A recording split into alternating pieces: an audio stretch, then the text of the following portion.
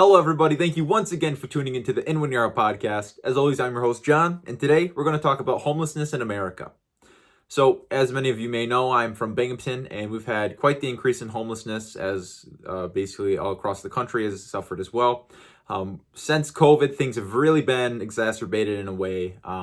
It's been year over year higher, and now we're hitting record highs for homelessness in America. Mind you, historically, this is the largest population the United States has ever had, about 340 million Americans as of this recording, but almost 700,000 over that, I would say almost 800,000 people, according to the National Alliance to End Homelessness and also the Housing and Urban Development, or HUD, their statistics show. So let's get right into some facts. I'll just read right off of here. From 2020 to 2024, there was a record increase, and that was about 12%. From 2022 to 2023, there was a 12% increase, meaning it's getting worse each year since COVID. From 2023 to 2024, nationally, it's an 18% increase, and many of those people are families. I'm from Binghamton, as I said, as many of you guys already know, but in Broome County specifically, from 2020 to 2022, we saw a 50% increase in the homeless population here. And from 2022 to 2024, which are the most recent numbers, it's a 66% increase, which is very mind-boggling to think in a way. That people are homeless, but it's getting worse every year, and the resources seem to be dwindling and being exhausted every year. So what is the solution to this problem? Well, I'm glad you asked, because I do have something that hopefully can help alleviate some of the stresses. So I will just read exactly what I have here. This is the mission plan, this is the mission statement, basically what we would like to do through a nonprofit organization that I will be starting soon. We actually spoke to a lawyer earlier last week and kind of got the ball rolling for what we need to do. This is basically what we're going to accomplish. So it's a co-op or fraternal benefit society for the Binghamton homeless population.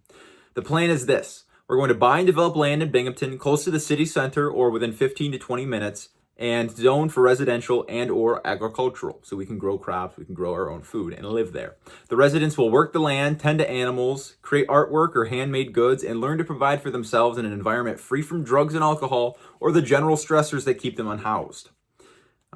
Mental health care providers will work with individuals to specify their treatment plans. This is very important because a lot of people that are going through homelessness or are suffering as unhoused people, their needs are not being met in more ways than just they don't have the money or they don't have the job or they can't afford a lifestyle that would afford them a house or be able to live anywhere. Staff will consist of healthcare professionals, psych doctors, specialists, and laborers. All proceeds created are to be generated for the use in sustaining farming practices and growth of the co-op. Sponsorships, donations, and grants will be needed for the initial construction and land development. So right out of the gates, hopefully, if I explain that well enough, this is just our mission statement. Literally reading right off of here. Fraternal Benefit Society, I'll get into what that is. So there's 4 major qualifications that come to what a Fraternal Benefit Society requires. And that is, it must be through a nonprofit organization. It must exist for reasons other than to provide insurance, and that can be anything from worship or what have you, pretty much anything else. Must have a representative governing body and must have meaningful work or tasks for the insured. This could be cleaning or gardening or farming, worship, or providing meaningful assistance to those in need. So just by manner of us having our people on this co-op, having them working, tending the land, we could say through a contractual basis, if people are going to stay there, then you have to contribute at least 10 hours of work a week. That's less than 2 hours of work every single day. And that would allow for people that are maybe they have Medicaid or they have Medicare, or they have some type of allowance for insurance, or maybe they're not accepting any insurance. We would be subsidizing those people, and through the nonprofit, we could basically sponsor them and have whatever they need at their disposal, which that's kind of the critical point here, is that a lot of the people that are unhoused, it's not because they just simply can't afford a house. Maybe that's true as well, but maybe it's because of complications with their family or lack thereof, or it's because of mental health issues or substance abuse issues. And through that, we understand that people can't really get the help they need from themselves. That's not something that people can just snap their fingers and say, well, I know I need this help, so I'm going to go get it. Like I had said before, the resources are dwindling. And so we're facing a problem now where if nobody really steps up and does what we know needs to be done, which a lot of people have agreed that this is the thing that we need to do, or at the very least that we should try for something like this, then nothing is really going to happen, and we are going to continue to see an increase in the homeless population every year. People are going to be suffering even more. So why is this important for somebody like me in Binghamton? As I've already described, on the national level, we're actually experiencing a higher level of homelessness than the national regard. For New York specifically, we are, I think, at the highest, at least from numbers that were from, like I said, the National Allegiance to End Homelessness and the graphs that I'd seen on their website. So this is what we can do. We can have people come, they can stay on this property, they can work the land with us, whatever they basically need to help us provide for themselves, as well as get the mental health care, the health care that they need, which is invaluable to getting them to be reacclimated to society. The plan is to work with outpatient services, whether that's the state hospital in Broome County, or whether that's the psychiatric wards from BGH or any other places as well, so that we are working with individuals who are on the path to rehabilitation, whether that's actual rehab for drug or substance abuse, or whether that's just mental health issues that eventually leads into it's being harder for them to maintain a job and then provide for themselves.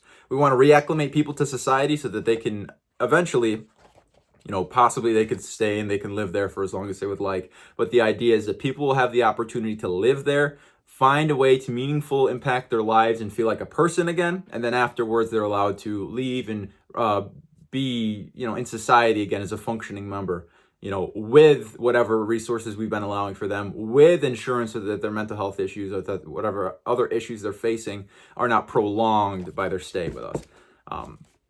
So this is entirely going to be funded through sponsorships or grants or donations. It's a nonprofit organization. We spoke to a lawyer, somebody who's on my team now. Her name is Flo. Shout out to Flo. Thank you very much for your help. I posted some stuff online, specifically Reddit, and I got some good feedback so far. A lot of people have been looking for something like this to contribute their time to, which is very helpful. But another question that a lot of people ask is, how will we generate revenue? Again, I'm just going to rewrite off my sheets, just a little bit more convenient, seeing as I've already written it down. There's a multitude of ways that we're going to be able to generate revenue to keep ourselves sustaining ourselves, rather. And this is the list I have so far compiled. One is most products will be created from the resources of the land. That could be woven baskets or cash crops, honey, eggs from animals. Two, we'll have a biofuel generator. This could be any waste from human waste, or it could be our material waste, or it could be food waste. It could be animal waste. Anything like that can generate power.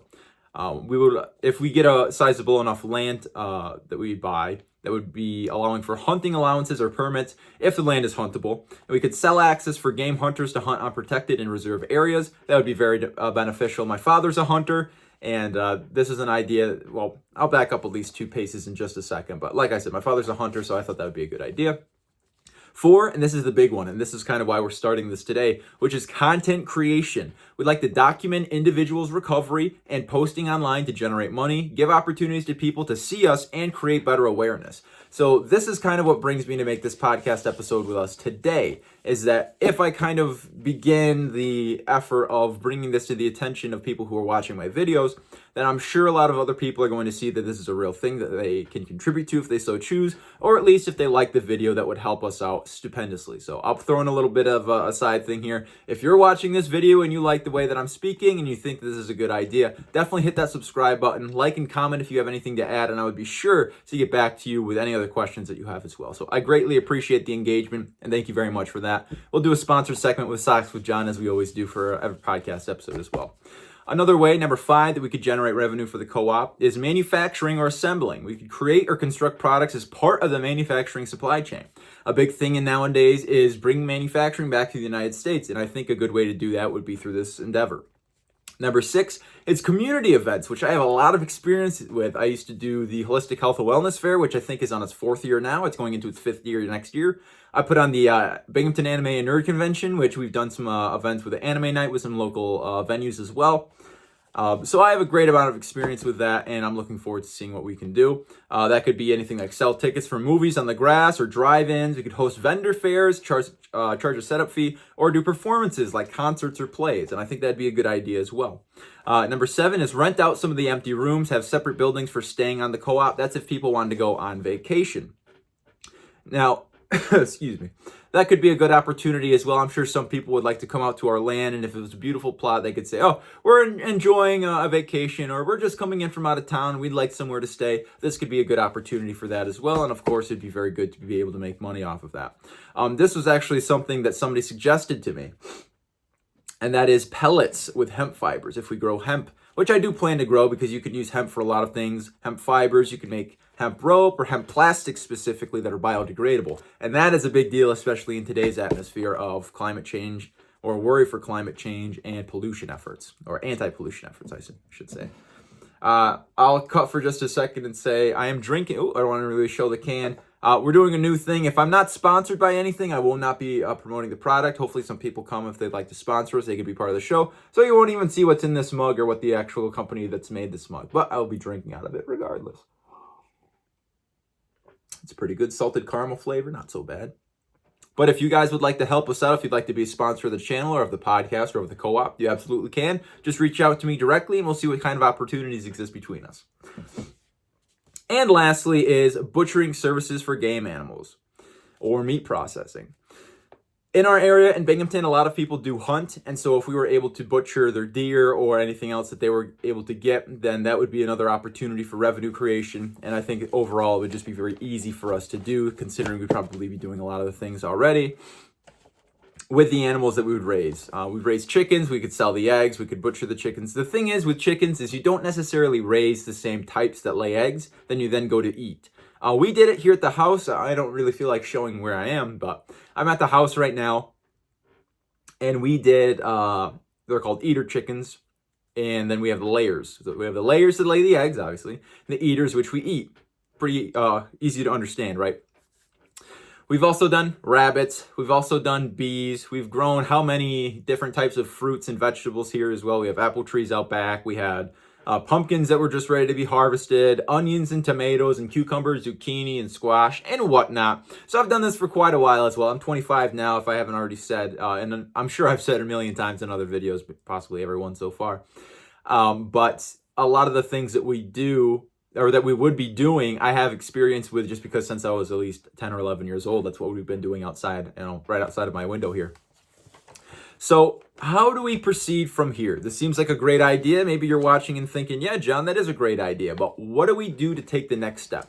What we're doing immediately, basically, is I'm reaching out to companies. I'm reaching out to nonprofits, seeing that we can work together so that we can get our startup capital to actually file and have this nonprofit so that we're able to eventually start this co-op. My idea for a timeline is that by 2028, I like to break ground on this property. It's going to cost probably a couple $1 million to get everything together, which that's going to be a substantial amount of effort and time. But I'm totally okay with doing that. Today, actually, I'll be starting my new job at around 6:30. Somebody's going to come to the house. We're going to do a mock presentation of a product that I'll be selling. So I'm very excited for that. And then tomorrow, I'm sure I'll get right into it. I also applied for a job at Starbucks, so that should be kind of fun. But I'll put as much time and energy and possibly even money of my own into this as well for as much as I can afford. But what we're doing is we're trying to start a benefit concert so that we can have an existing nonprofit or a few existing nonprofits come together on a contractual basis. We'll say, 50% of the proceeds go to you, 50% to us, or say 33.3 repeating if there's 3 of us, or whatever it really is. We can work it out once that time comes. That's what's most important to us at this time, is just making sure that things work, that the people that we're trying to work with are getting along. I don't worry so much about people getting along, but I do have some concerns that because this is such a new endeavor that not a lot of people are going to want to take it seriously. So that's going to take a little bit to get that credibility and eventually get the sponsorships, of which I have quite a few on here. I'm not going to read off exactly who these individuals are. I think that's less important to what we're doing today. That's more for the back end of me to reach out to these people. But a big thing for us is also any suggestions. There's 1,000,001 different ways that you can say this is how it should be done. So if you have an idea, even if it's something that on this little piece of paper here I may already have on here, please drop us a suggestion in the comment. I would greatly appreciate it because we have so much time before things actually get rolling that, every little bit helps, if you know what I mean. Let's see what else. The cost analysis is something I'm working on now. Available locations and the average cost per acre. That's another thing we're working on now. So we're still very much in the first steps of this. I made, as I said, a post on Reddit, and I got some good intel from that. And some people had reached out and said, hey, I know a couple people that are willing to help out. And that's what's really important too. So this is about a critical need that we understand we are desperately in need of in our area. Binghamton is suffering. The homelessness issue is becoming more of a problem for people in our area, the business owners as well. I don't mean to foster fear when I say this, but this is something that is going to be becoming a reality, I'm sure, at some point, unfortunately, which is We have the economy that we do here in Binghamton. Specifically, it's a strong economy. It relies on the college. The college does well. Binghamton does well. The students that come, there's record high every year. I think actually the last 2 years have been the highest for enrollment at the college, which is very good. But the problem is this. At some point, my worry is that there will be some type of altercation with some person who is mentally ill, whether it's in downtown Binghamton or anywhere else in Binghamton and the greater Binghamton area or Broome County, where the student will be harmed or possibly even lose their life to an instance. We've had a couple instances in downtown Binghamton this year of people being murdered, and that's not really good. That happens, very rarely, but this year it's happened quite a bit. A lot of people have lost their life, unfortunately. And this is not to throw any dirt or shame on the area. Just know that we do need help. It will happen, hopefully not, but it could happen at some point where an instance occurs where a individual is threatening or harming a college student. And that will be as a detriment to all industries in Binghamton.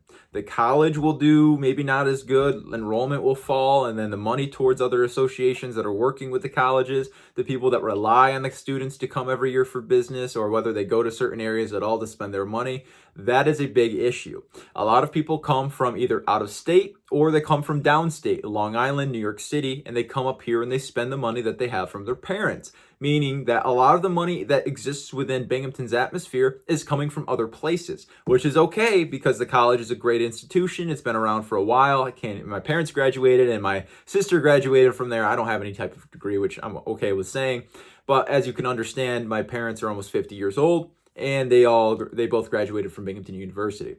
So it's a great thing, but it's also a little bit of a crux or a crippling endeavor to solely rely on the students and the college for the economy. So my worry is that something will happen at some point and that it'll affect all industries within Binghamton because people will not want to send their kids to Binghamton believing that it's a scary place. And Binghamton is not a scary place. It's a great place. There's a lot of incredible things that go on here. But the more that I do hear about some things, it seems like the bad is always highlighted the most because that's what's sensational and that's what grabs people's attention. We can go many years without something happening, and then once something does, it seems like, the way the world's going these days, it just seems like it's getting worse and worse. It's very easy for people to say that one thing can kind of shift the entire mood of what people's perception is of the area. And that's a dangerous precedent because at some point we will run into an issue where, like I said, this is probably bound to happen. My understanding has been that some places in downtown, especially properties, are hiring security at a very expensive rate. An individual, I won't say his name, but he's been helping me in this endeavor so far. He's giving me some good advice and people to speak to. He says that for one of their properties, they're spending about $20,000 per month just on security. That is a lot of money. That is a lot of money. $240,000 a year, that is a ton of money to be spending on security.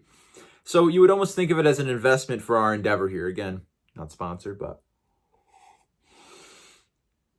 So if it's an investment in the way of you don't have to spend as much on security versus how much you'd be able to donate for something like this to exist, that could be beneficial to all people involved. It makes the area a little safer. It gets people the help that they need. Because my understanding has been that these homeless people, these individuals, they need help.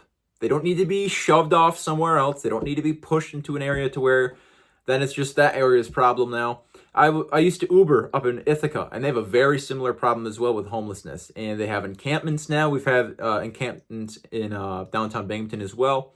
And it's getting to a critical point where these people eventually are in such a dire circumstance that things are not going to be going well for anybody. Like I said, it's affecting the industries here. It's affecting the colleges. It's affecting the general thought or perception of what Binghamton is like here. This year, I did not sell ice cream in downtown Binghamton, as I've already said in some other episodes already. That is mainly because there was a murder directly on the street that I would sell ice cream at. And then, a couple days later, somebody killed themselves by jumping off of the parking garage at the bottom of the street. And mind you, the street is a block. It's barely a street, it's a block. It's got a parking garage, and somebody had ended their own life. These are not things that are good for the perception. They're not good at all, but they're not good for the perception of what Binghamton is, especially in downtown. My parents had effectively begged me not to sell ice cream in downtown this year, which pretty much ended my season and possibly ended the entirety of the business. It's been an incredible endeavor to try to work with the city to try to fix things. I've championed for an increase to police recruitment. I've tried to do a police recruitment video, which I think the first or second episode, all the way back last year when I think we started picking this up again. Yeah, it's been a while. I think this is episode 27, so we've done quite a bit.